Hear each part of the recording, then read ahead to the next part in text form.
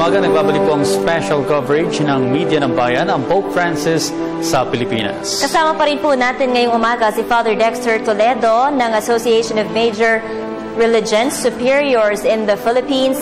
At sa punto pong ito mga kaibigan, makakapanayam naman po natin sina Dr. Roby Monteliano at ang kanyang mga anak na sina Dr. Johan at Margaret. Magandang umaga po sa inyo. Morning.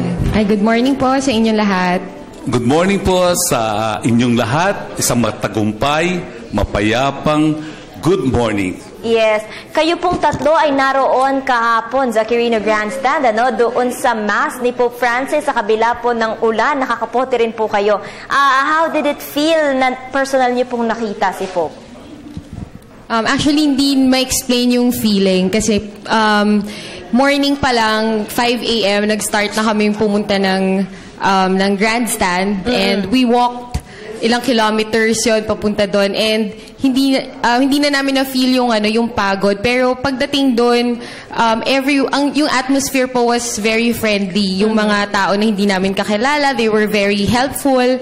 And ang pinakamaganda pong feeling dun sa lahat, magkakasama kaming tatlo. My mom would have been with us yesterday, kaya lang hindi na siya nakabiyahe from Marinduque because of the typhoon. Opo. Pero ang pinakamasarap po dong feeling, magkakasama kaming tatlo ni Daddy at saka ni Kuya. Napakaganda naman pagkakataon nyo, no? Tulad na nating nabanggit, pamilya talaga yung tumungo sa Quirino Grandstand kahapon, no? With an estimate of about 6 to 7 million people, no? Tanungin natin si Dr. Roby, no? How do you feel, no? To be part of this momentous historic event once again here in the Philippines? Napakaganda, Father. Alam nyo, kung nandun kayo, isa-sum up ko sa English muna, it's awesome. Mm-hmm. Sa Tagalog, napakasaya, napakaganda. Hindi ka napapagod kahit na nilakad namin more than 3 kilometers. Mm-hmm. Sa lamig, nung unang-una, alas 3 ng umaga, alas 4, alas 5, alas 6, alas 7, nakarating kami sa Luneta. Mm-hmm. At doon, nakita namin ang dagsa-dagsang mga tao.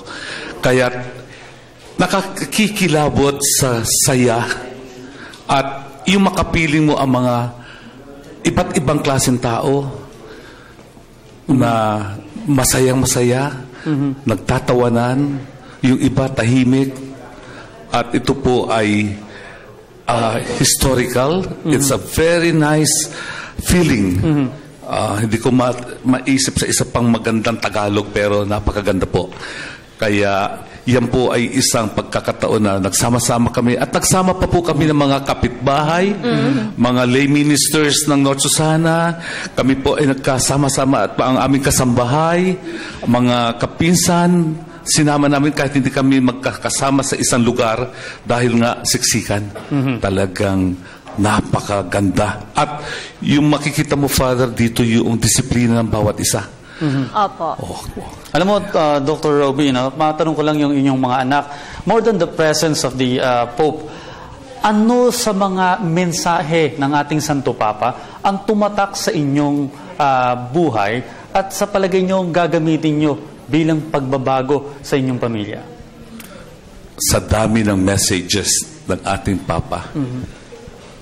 Kaya itong mensaheng ito siguro, Dr. Johan, may papaliwanag mo pa bilang isang anak ko. Yes. Yung tumatak sa isipan namin is yung sinabi ni Pope nung kanyang homily, lalo na sa meeting of families sa MOA, yung protect your family, na continue to dream as a family kasi it will be one way of being together. Pag sabi niya, if you continue to dream as a family, yung unity ninyo as one big family will really blossom, will really help you, will bring togetherness as a family. So yun yung tumatak sa amin na magsama-sama ang buong pamilya, sama-sama ang mga ngarap, sama-sama sa mga gawain. Kaya napakalaking blessing na napasama kami dito sa Quirino Grandstand kahapon.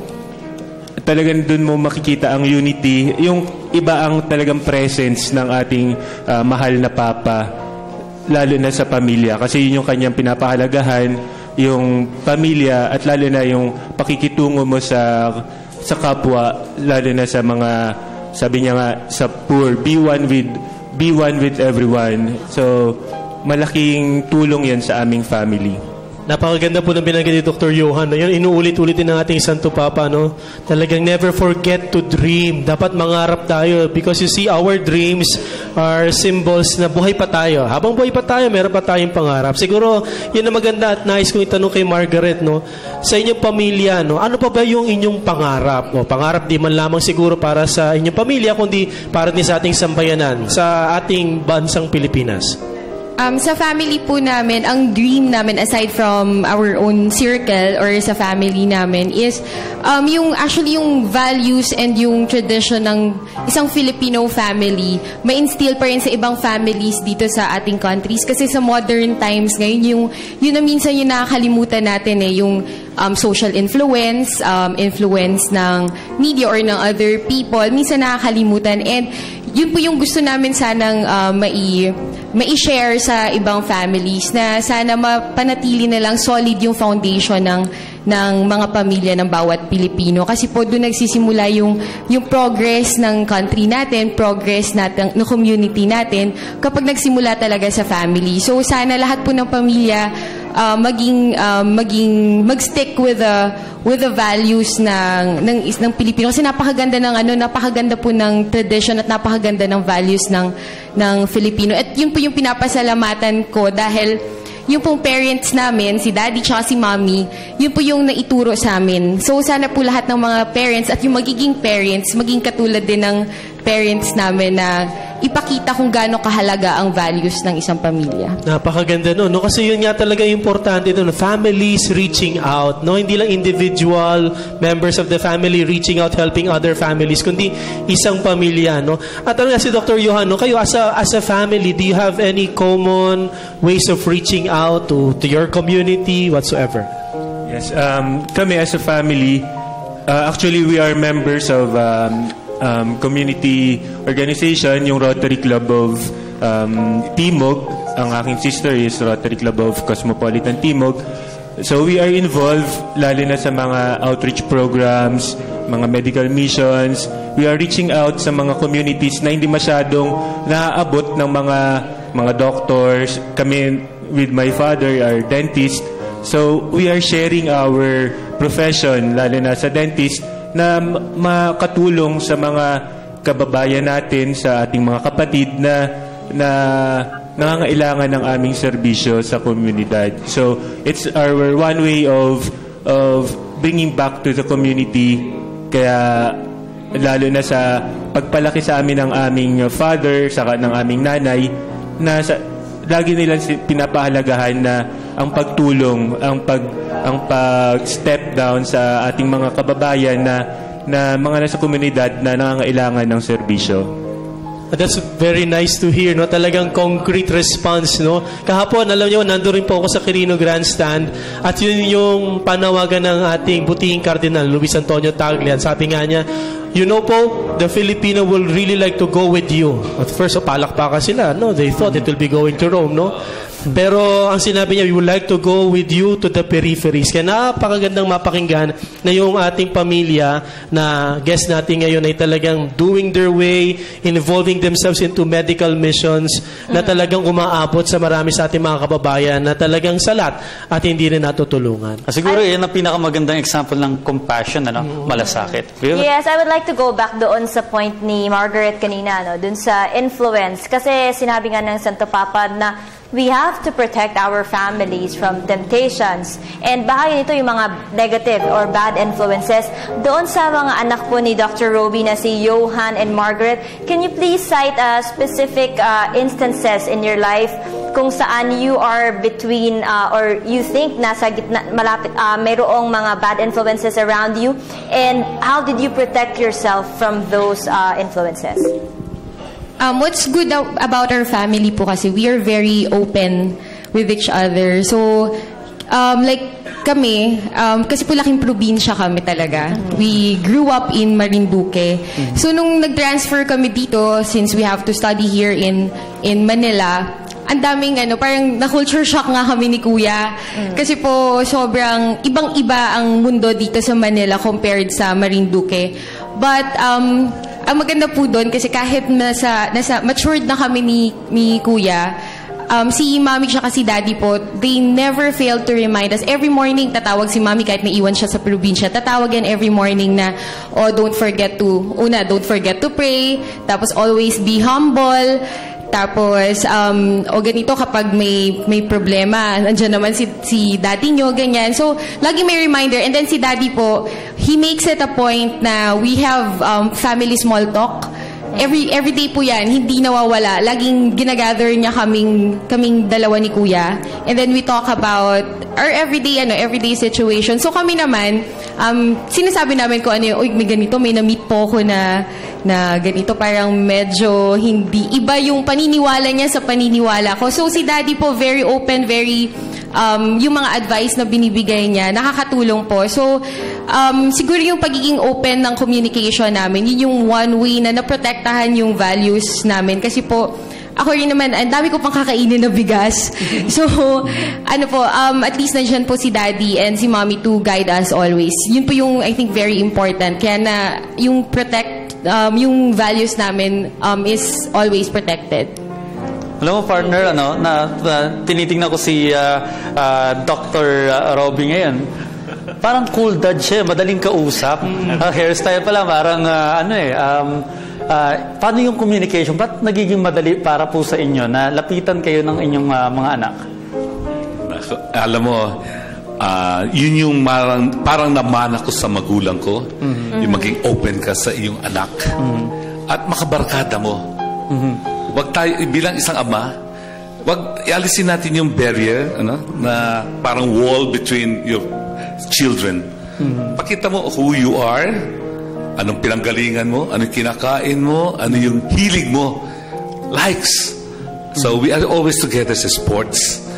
I'm into biking, motorcycling, and lahat ng klaseng sports, pinasukan namin, basketball, pati si Marby, kasama namin sa lahat ng, almost all kinds of sports, badminton. And from there, kahit sa gym, nag-uusap-usap kami, kwentuhan about buhay-buhay. At hindi nawawala pa rin yung aking pangaral. Yung laging, tuwing kami nag-uusap, sinasabi ko yung mga do's and don'ts. Na sila, nakikita nila yung lagi kong ini-inject sa mind nila yung fear of God. Matakot kayo sa Panginoon. Kaya, hindi sila na ilalagay sa masamang sitwasyon kasi nag-guide ko sila sa tamang paraan. Although, may mga rules and regulations na lumilihis sila, pero moderate lang. Kayang-kayang kontrolin pa rin at kaya pa rin maayos. Dr. Johan. Yes. Do you have anything to add to that? Yes. With regards dun sa why malapit ma-approach si Daddy. So, gusto ko lang share kanina dun sa shinare ng aking sister. Kasi every morning, we make it a point din na we do Bible sharing. So, we have our daily bread and we always read yung gospel for the day. Tapos we have sharing. And si Daddy po kasi we grew up na siya ay isang OFW because he works sa Saudi. And although nandun yung distance ng lugar or long distance yung relationship namin sa kanya before, he never failed to send us yung mga voice tapes, yung mga letters na always communicate. Ang napaka-importante kasi is communication. If you always communicate with your children, siguro with your parents, you will never go wrong. Kaya napaka-importante ang communication pa rin. Yun yung aking madadagdag sa sinabi niyang aking father and sister na always talk, always approach your parents. Huwag kayong matatakot na magsabi ng inyong nararamdaman sa inyong mga magulang. Although there will be arguments, there will be misunderstandings, pero ang importante is nagkakaintindihan kayo at the end of the day. Alam mo, buti nabanggit niyo yun, no? Kasi hindi naman natin may tatanggi na marami sa ating mga pamilya dito sa Pilipinas ay talagang may isang sa kanila mga magulang nagtatrabaho abroad, no? Isang realidad yun, no? At masasabi nga natin, minsan mahirap yun. Sabi nga ng ating kardinal, it breaks his heart, no, to see parents talaga necessitated to work abroad, no, just to finance their family. Pero maganda yung binanggit, no, ni Dr. Johan, no, mahalaga nandun yung communication. Gusto ko malaman, no, kasi siguro maganda rin tanungin ng ating mga kapamilya, no, mahirap paano yung pagkokorek? Paano yung pagkukorek? Lalo tigit siguro, nagkakamali din naman yung anak, di naman perpekto yung ating pamilya, no? Paano ba yung tamang pagtatama dun sa mga anak kapag, paglalagay, no? Pagdidisiplina sa kanila? Dr. Roby? Yung pagko-communicate, dapat yung same level lang kayo. At wag natin ipakita na mas mataas ka pa sa kanila. Wag natin, yung humility, yung humbleness, yung magpapakumbaba, na level-headed lang tayo, na meron ka rin kaalaman na dapat nilang malaman. At doon sa communication na yon, yung communication na napansin ko na I also learned from them. Hiwag natin ipagmalaki na porke ama na tayo, porke tatay na tayo, alam na natin ang lahat sa mundo. Hindi po. Wag. Dahil ang dami pa natin kakainin. Dapat pa natin yung mga input nila at output nila, marinig natin, ganun pala. So, doon sa halimbawang yon, huwag tayong magtaka na, ay, may natutuhan ako kay Marby, ay, may natutuhan kay Johan. Sa komunikasyon na yun pala dapat ganun. So, we harmonize. Titingnan ko, may tama pala sa puntos na yon. At mali din yung pala yung sinabi ko. May nakokorek din nila ako, Daddy, hindi dapat ganyan. Kasi dapat ganito ata. Pag pinag-isip-isipan ko ng malalim, nga, no? Dapat pala. Ganon din ang pagturing natin sa ating mga anak. Nakakatuwa. Yeah. Yes. Dapat talaga pakinggan natin din sila. Yun. Nakakatuwa, na itong pamilyang Monteliano, talaga namang kahit na there was a time pala na naging OFW si Dr. Roby, ay talagang they were able to keep their family intact, and this could be an example sa ating mga kababayan na mayroong isang miyembro ng pamilya na nagtatrabaho sa ibang bansa, na that is a real challenge, yung distance. I am curious, Dr. Roby, when it comes naman po to your wife, syempre, kapag po kayo ay halimbawa nagtatalo, paano po ninyo ito inaayos kung halimbawa kayo ay magkalayo? Alam niyo, nakakatuwa yung mga ganito sitwasyon, bilang isang ama, madaming beses, kaya walang perfect marriage Yes. Sa akin, madami tayong mga controversial issues na pinag-uusapan. Yes, opo. Kaya, yung nga, we know how to listen. Listen with your heart. Hindi lagi nating pinagbibigyan yung sarili natin na ang lalaki lagi ang dapat magsalita. Hindi. Pakinggan natin ang ating asawa. Kaya, dapat tahimik ang bawat isa Hindi, isa ang magsasalita, isa makikinig. At doon, kung minsan pag napataas ang boses mo, yan na ang away. Talagang nandun ang friction. At hindi lang friction, mamaya uusok na yan at magiging apoy, lalaki. Kaya kami, isang kahangaan ko kay Dr. Marge. Hi, Marge.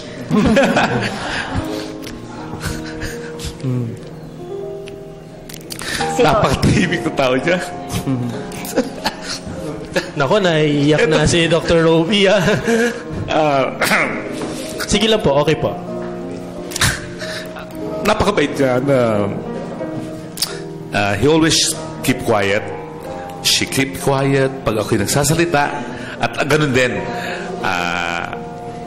natutuhan ko sa 35 years of marriage. Sana isa sa amin dapat ang tahimik. Isang magsasalita, isang mananahimik. Sorry, ako po ay nag-emotional. It's all right. Kasi sabi ng Papa, tao ka kung marunong kang umiyak. At nafe-feel ko po yun. At sa magandang marriage namin, na ito po yung magandang natutuhan ko sa buhay. At ako yung natutong umiyak. Maraming salamat po sa inyong pagbabahagi sa amin ngayong umaga, Dr. Roby Monteliano, at sa inyo pong mga anak na sina Dr. Johan and Margaret. God bless po. God bless you po. Thank you. Maraming salamat. Thank you very much. Okay, sa mga ipinapakita natin kanina sa monitor, nakaabang na nga yung mga kababayan natin sa huling sulyap sa personal na pagpunta dito ng Santo Papa. Kikita po natin na maging sa Villamor Air Base na nakahanda na yung mga kababayan natin dyan, libo-libo pa rin. At mukhang nakisama ngayon ang panahon sa pag-alis ng nakatakdang pag-alis ng Santo Papa. Mukhang hindi na umuulan o wala ng ambon, magandang sikat ng araw. Gayunpaman, ang ating mga kababayan ay nandyan pa rin naghihintay.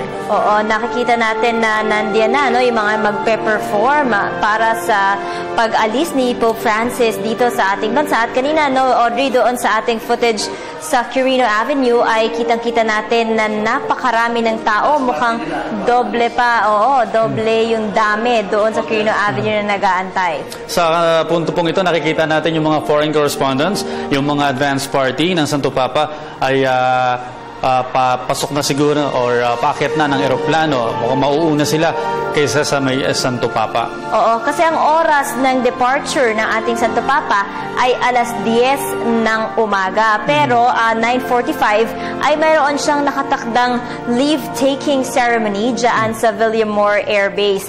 So, ilang minuto na lang, Audrey, inaasahan natin na lalabas na ng Papal o Apostolic Nunciature itong si Pope Francis. Ang oras po natin alas 9 ng umaga.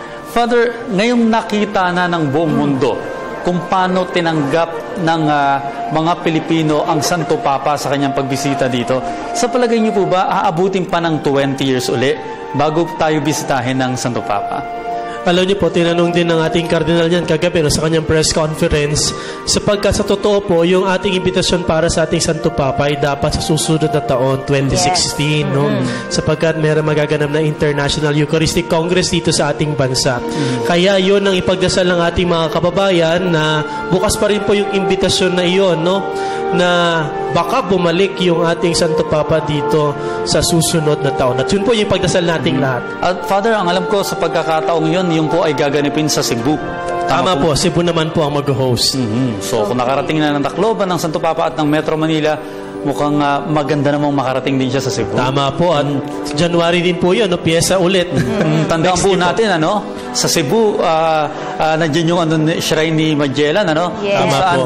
na-introduce ang Kristyanismo dito noong araw. Tama po, napakaganda. So, alam ko po na yung pinakitang suporta at init ng ating mga kababayan dito sa Kamaynilaan ay matatapatan just in case na mangyari naman ang pagbisita na yun ng Santo Papa sa Cebu. Alam mo, 5 araw, yung naging fiesta dito sa ating bansa, kahit wala naman talaga nakatakdang feast or Santo Niño yesterday, Pero kitang-kita natin yung energy ng ating mga kababayan, napakataas, at talagang hanggang ngayon nag-aantabay sila para masulyapan sa huling pagkakataon ng ating Santo Papa. Sana nga, Father, matuloy po iyang celebration na inyong binabanggit.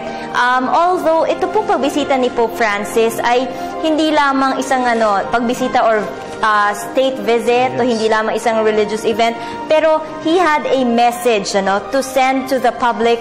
Sa inyo pong palagay ay tumimo naman po ba iyon sa puso at isipan ng ating mga kababayan? Alam niyo po, sa marami kong mga kaibigan na lahat nanood, tumutok din sa mga pangyayari, mensahe ng ating Santo Papa, talagang matigas na yung puso mo kapag hindi ka umiyak.